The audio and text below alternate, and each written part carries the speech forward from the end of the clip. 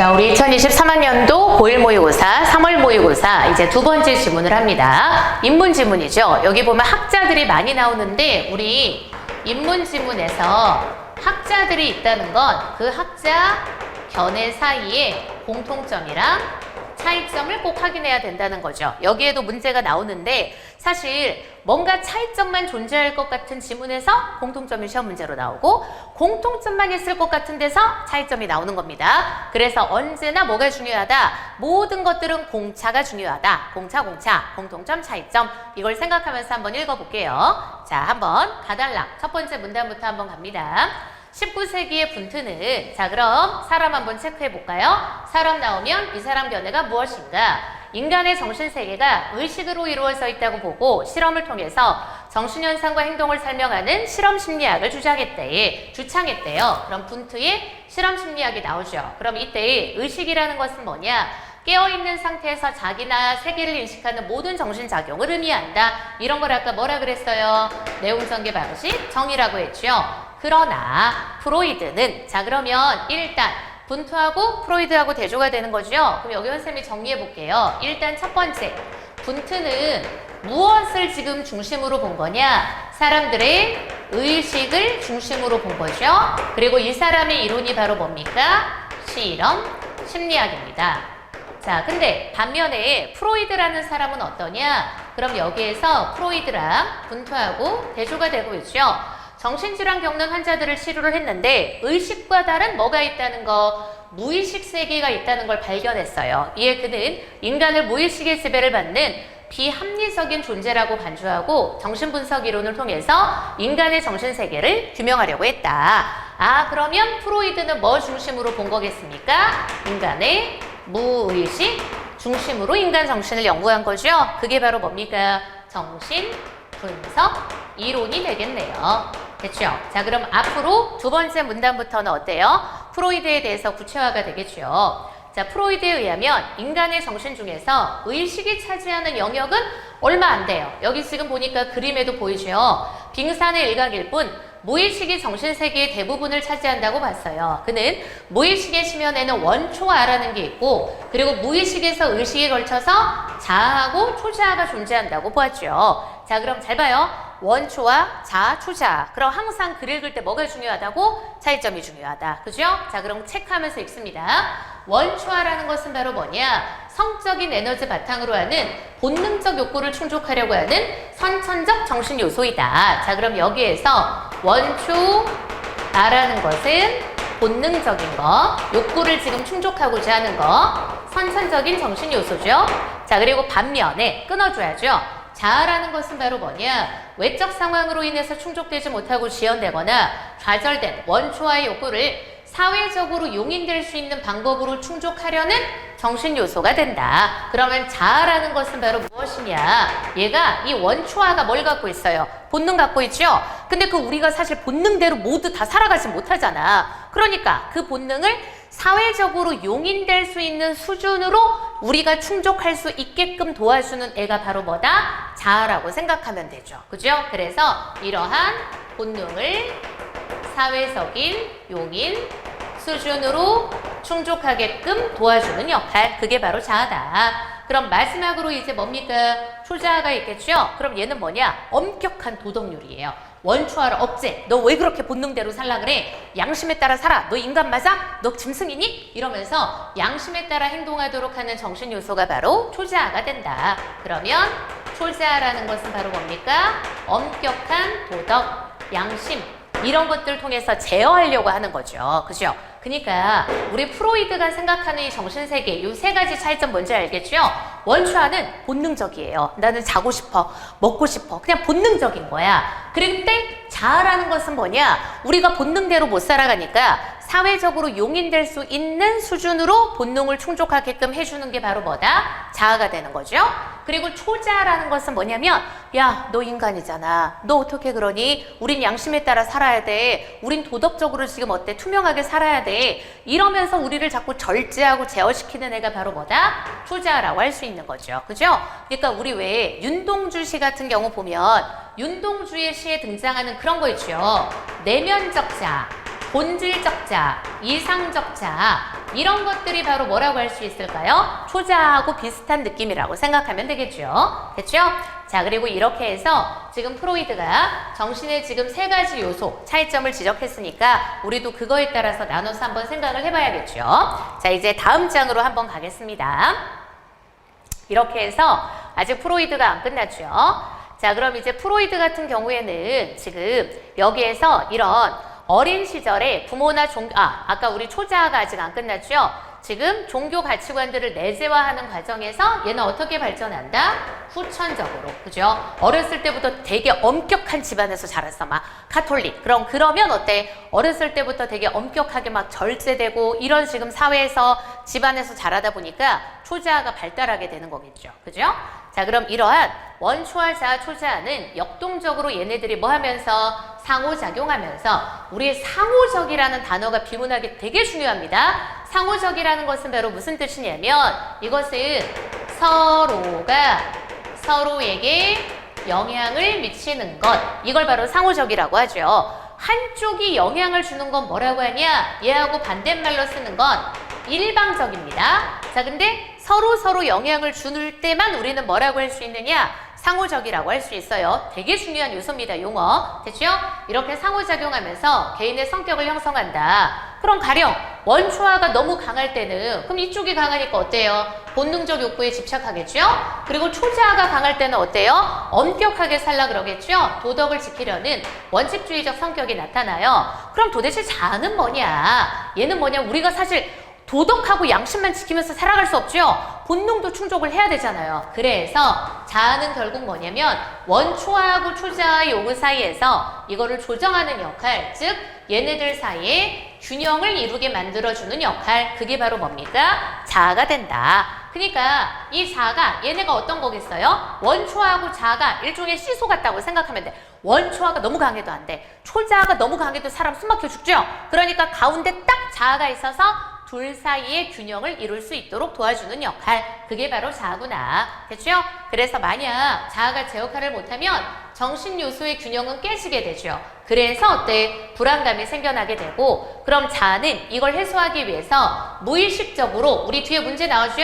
봐봐요. 무의식의 반대말이 바로 뭡니까? 의식인 거죠. 방어기세라는 것은 무의식적으로 작용하는 겁니다. 사용하게 된다. 대표적인 게 바로 뭡니까? 억압이라든가 그리고 승화. 그럼 억압하고 승화가 바로 자아가 사용하는 방어기제라고 할 수 있는 거죠. 억압이라는 것은 뭐냐? 얘는 그냥 억누르는 거죠. 그러니까 좀 나쁜 방향일 수 있죠. 그죠? 그냥 억누르고 사람이 참고만 살 수는 없잖아. 근데 승화라는 것은 바로 뭐냐? 그것을 예술과 같이 가치 있는 활동으로 전환하는 거. 좀 긍정적인 에너지, 창조적인 에너지로 바꾸는 게 바로 승화라고 할 수 있겠네요. 개인마다 습관적으로 사용하는 방어기제는 다르기 때문에 어떤 방어기제를 사용하느냐 또한 개인의 성격 형성에 영향을 미칠 수 있게 된다. 됐죠? 자, 그래서 프로이드는 어린 시절이 해소되지 않은, 우리 만약에 어린 시절에 막 정말 엄격한 집안에서 자랐어요. 그러다 보면 어린 시절에 지금 어때요? 해소되지 않은 욕구가 있겠죠? 이런 원초와의 욕구나 정신요소 간의 갈등이 성인 후에도 지속적으로 영향을 주기 때문에 이 시기에 부모하고의 상호작용이 성격 형성에 큰 영향을 준다고 보았다. 사실 어렸을 때 우리 보통 그런 거 있잖아. 막 미국 드라마라든가 영화 같은 데 보면 어떤 범죄자가 있어. 그럼 범죄자 어때요? 정신 이런 거 분석하다 보면 항상 어렸을 때의 트라우마, 부모하고의 관계 막 이런 거 나오잖아. 그치? 그래서 어렸을 때 부모하고의 상호작용이 성격 형성에 영향을 준다고 설명했다. 특히 그는 성인의 정신질환을 어린 시절의 심리적 갈등이 재현된 거로 보고, 그러니까 성인들이 정신질환을 겪고 있는 게 결국은 어렸을 때의 지금 심리적 갈등이다. 그럼 이걸 치유하기 위해서, 해결하기 위해서는 뭐가 필요해요? 무의식에 내재되어 있는 과거의 상처, 내 막 과거의 내면의 상처가 있는데 그거를 어떻게 의식으로 끄집어내야 된다고 지금 생각한 거죠. 그래서 이러한 프로이드의 이론은 기존의 이론에서 간과한, 뒤에 우리 어휘 문제 나오죠?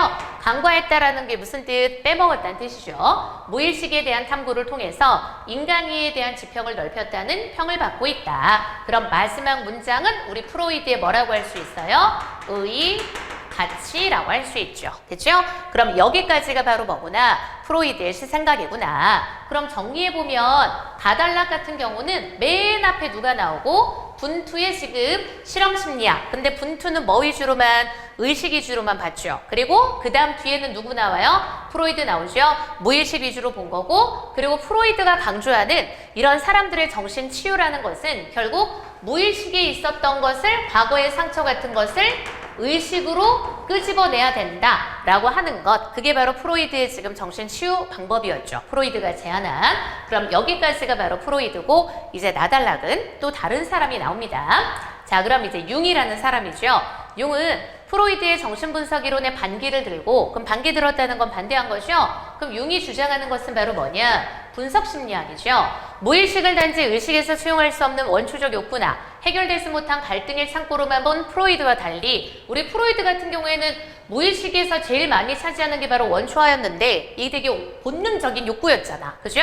그래서 프로이드와 달리 융은 무의식을 어떻게 표현했느냐? 인간이 잠재적인 가능성을 실현할 때 필요한 창조적 에너지의 지금 셈으로 보았다는 면에서 분석심리학이라는 것은 프로이드 이론과 구별된다. 독해할 때는 가장 핵심적인 게 뭔가를 파악하는 게 중요해요. 지금 보니까 우리 프로이드하고 대조되는 사람이 융인데, 융이 지금 주장하는 게 바로 뭐예요? 분석심리학인 거죠. 이 분석심리학의 포인트는 바로 뭡니까? 무의식을 프로이드와 달리 긍정적으로 보았다는 거죠. 이게 바로 뭐가 될 수 있다는 거? 창조적인 에너지의 셈이 될 수 있다고 본 것. 그럼 앞으로 독해도 어디에 집중? 여기에 집중하는 거죠. 그럼 융은 어떻게 해서 무의식을 긍정적으로 보았을까? 됐죠? 자, 그래서 융은, 자, 여기 그림 나오니까 그림이랑 항상 같이 보는 겁니다. 가장 바깥쪽에 뭐가 있습니까? 의식이 있는 거죠. 그리고 안쪽에는 뭐가 있어요? 개인 무의식이 있고, 그리고 그 안쪽에는 뭐가 있어? 집단 무의식이 있는 거죠. 그럼 의식이라는 것은 뭐냐? 앞에 거하고 정의는 크게 다르지 않죠. 인간이 직접 인식할 수 있어. 그럼 요 의식에 뭐가 있는 거냐면 자아가 있는 거야. 됐죠? 그럼 자아라는 것은 바로 뭐냐? 의식을 지배하는 동시에 무의식하고도 뭐 하는 거? 교류하면서 이것을 조정하는 역할을 한다. 그럼 잘 봐요. 글 읽을 때는 어떻게 하는 거냐면 뒤에 걸 읽으면서 앞에 걸 생각해야 돼요. 앞에 프로이드에도 뭐가 나왔어? 자아가 나왔죠. 그럼 융 읽을 때도 똑같이 뭐가 나와요? 자아가 나오죠. 그럼 융의 자아에 대한 설명을 읽으면서 프로이드의 자아에 대한 설명이 떠올라야 되는 거예요. 아니면 떠오르지 않으면 프로이드는 자아를 뭐라 그랬더라? 하고 앞에 가서 다시 확인을 하는 습관을 가져야 독해 실력이 늡니다. 그죠? 그럼 지금 보니까 프로이드가 아까 지금 뭐라 그랬어요? 자아가 원초하고 초자아 사이에서 뭐 해주는 역할? 균형을 잡아주고 조율해주는 역할을 한다 그랬죠? 그럼 프로이드도 자아를 조정하는 역할로 본 거고, 그 다음에 융 같은 경우에도 지금 어떻습니까? 자아가 무슨 역할을 하고 있다? 조정하는 역할을 하고 있다라는 면에서 공통적인 거죠. 생각하면서 읽는 겁니다. 알겠죠? 아무 생각 없이 읽는 게 아니라, 그럼 융도 뭐구나? 자아가 조정하는 역할을 한다고 했구나. 그럼 개인 무의식은 의식에 의해서 배제된 생각이나 감정, 기억 등이 존재하는 영역이야. 그럼 이곳에 존재하는 그림자라는 게 있는데 이것은 자아에 의해서 억압된 또 하나의 나라고 할 수 있어요. 마지막으로 집단 무의식이라는 것은 바로 무엇이냐? 태어날 때부터, 그럼 태어날 때부터 갖고 있다라는 건 다른 말로 뭡니까? 선천적이라는 거죠. 갖고 있는 원초적이고 보편적인 무의식이죠. 그럼 거기에는 진화를 통해서 축적되어 온 인류의 경험이 원형의 형태로 존재하죠. 가령 어두운 상황에서 누구나 공포심을 느끼는 거, 그게 바로 원형에 해당합니다. 됐죠? 자, 그럼 융에 따르면 집단 무의식의 가장 안쪽에, 여기 그림에 자기 가운데 뽁 하고 나와 있는 거 보이죠?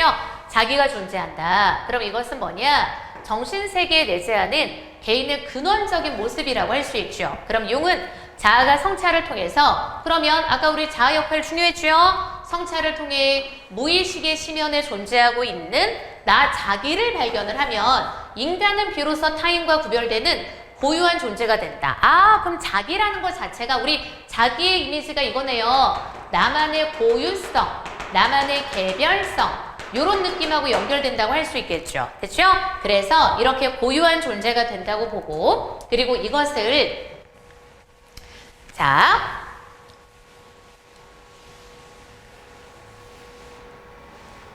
좀 느리네요. 자, 이렇게 해서 이것을 뭐라고 불렀다? 개별화라고 했다. 그럼 개별화의 느낌이 뭔지 알겠죠? 타인과 구별되는 거. 그죠? 그래서 이것은 의식에 존재하는 자아가 무의식과 끊임없이 상호작용을 하면서 무의식의 영역을 의식으로 통합하는 거. 그걸 뭐라고 하느냐? 무의식을 의식화한다라고 하는 거죠. 그럼 뒤에 문제 나오죠? 무의식을 의식화한다라는 말의 의미가 뭐하고 통합니까? 개별화하고 통하는 거죠. 타인과 내가 뭐 되는 거? 구별되는 거. 그죠?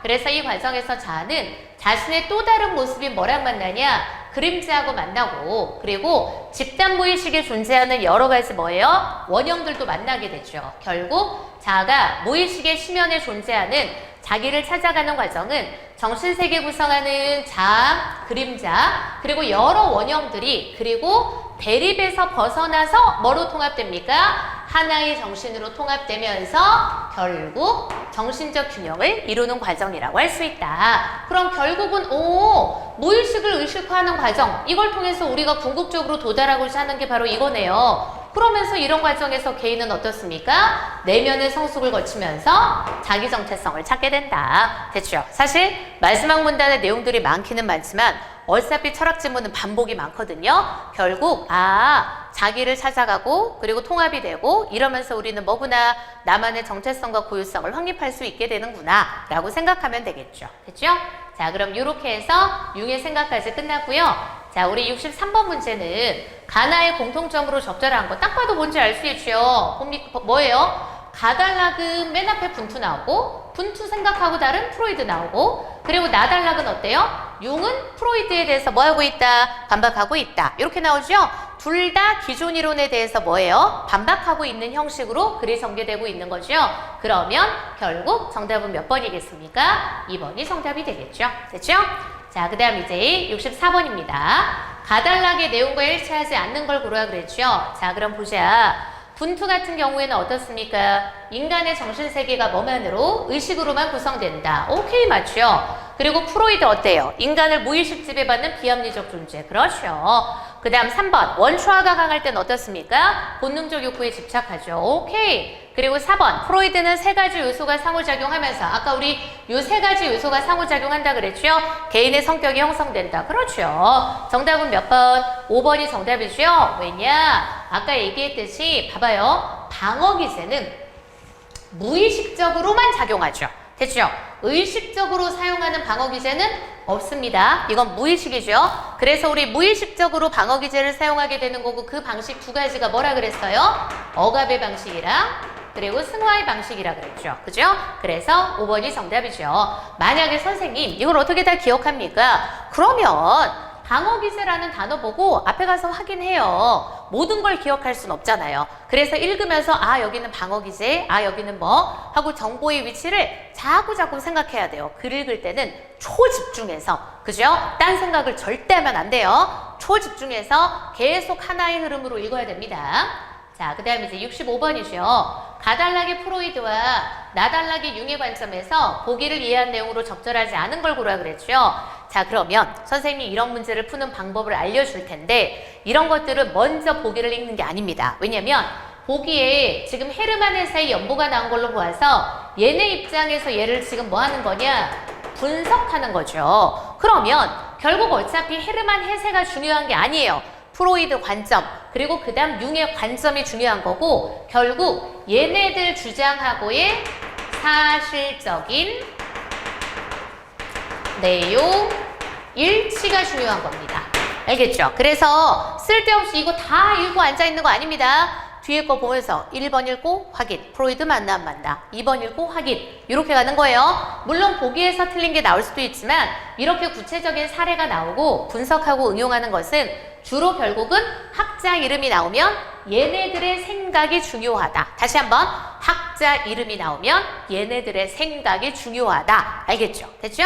자, 그래서 우리 다음 페이지 선택지를 한번 읽어보겠습니다. 됐죠? 자, 그러면 한번 1번 선택지 뭐라고 하는지 볼까요? 자, 그럼 프로이드는 지금 보니까 자, 일단 프로이드 엄격한 집안 분위기 오케이 맞죠? 아까 우리 뭐라 그랬어? 이게 부모가 지금 영향을 많이 준다 그랬죠? 뭐에? 조자에. 됐죠? 앞에 기억하긴 해요. 맞아요. 자, 그리고 프로이드는 해세, 또 프로이드죠.